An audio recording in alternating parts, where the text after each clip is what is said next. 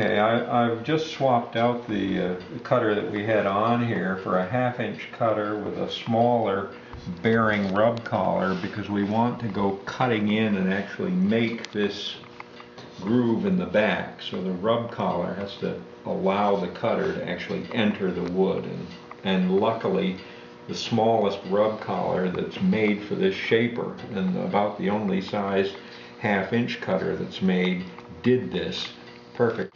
The trick here is to eyeball this thing, because I don't know how else to do it.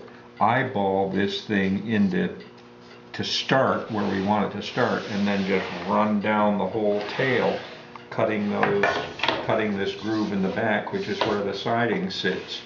Because it's being eyeballed in here, and that's where this other piece that we call the tail sets off. You want me to grab a tail, or is that not No, I don't important? think so. Where the tail sets off, this is where that little triangular piece of sheathing would live. And if it's a little more this way or a little more that way, it's not going to make any difference.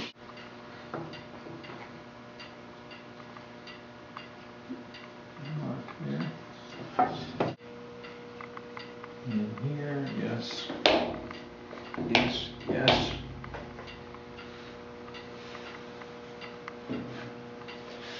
And see what happens.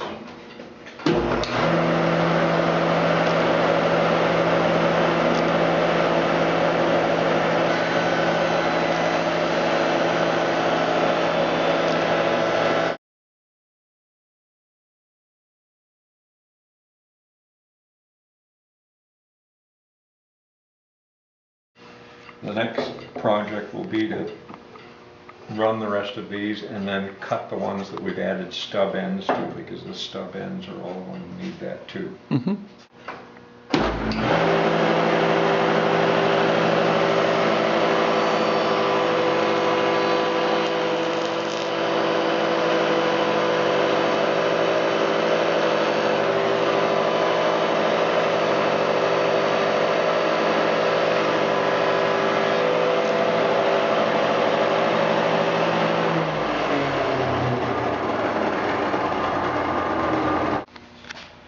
Cut number 3, which is this thing here.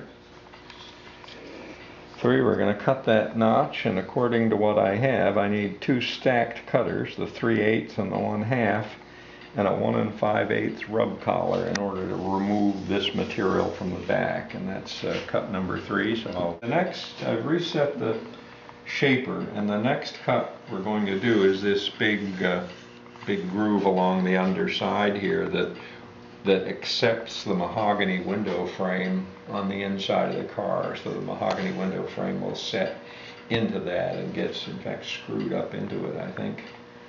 I'm going to do this the way I did the others. I'm going to cut half of it with the cutter going in one direction, then turn the cutter around, because the cutter will be more grain friendly turning this way, running out here, and then I'll turn it around to cut this tighter radius, which is not my favorite cut to make.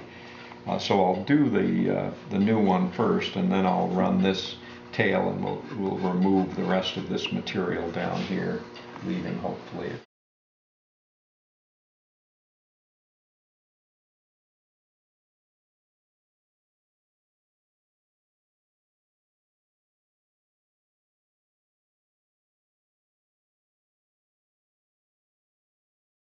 I've just turned this cutter over so it'll cut in the opposite direction, because we decided that cutting in this direction was likely to be more friendly with the grain going around this tight curves. These tight curves are always an issue, and we change grain a little bit because we've got a glue joint in the middle, but that was by design. And so it's a little bit of a guess what's going to make the best cut, because the grain just alters from one place to another. But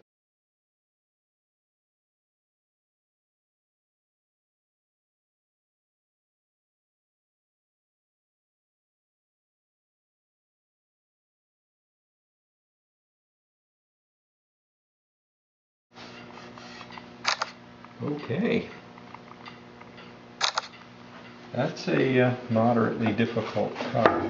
Then is to reproduce that cut on the added on tailpiece, which should be the same as doing the new frame. I don't expect any.